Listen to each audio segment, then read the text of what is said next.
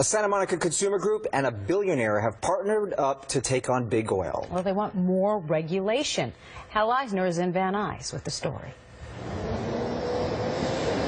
Well, the billionaire is Tom Steyer. The group is Consumer Watchdog, and they want Sacramento legislators to take action to come up with new legislation to get better control of these rising gas prices.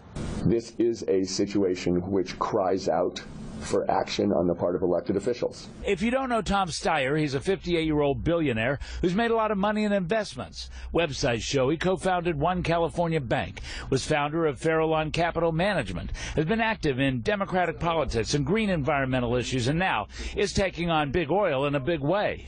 The oil refiners are making historic profits. Steyer and Consumer Watchdog's Jamie Court took aim at what they call the Golden State Gouge. Californians are now paying $1.30 in LA above what the rest of America is paying for their gas. The Western States Petroleum Association says the gap is because of such things as higher taxes in California and unique, more expensive blends that are required to meet air quality standards. To Steyer, though, California's gasoline market doesn't operate like a free market business, and should. This market is dysfunctional. He wants the legislature to take on big oil by refiners disclosing profits and taxes paid to the state, giving the public advance notice of planned maintenance and outages, to have a plan for maintaining minimum reserves to prevent price spikes, and increase penalties for illegally conspiring to raise gas prices. Says Western States Petroleum Association. Consumer Watchdog and billionaire hedge fund manager Tom Steyer continue their campaign of disinformation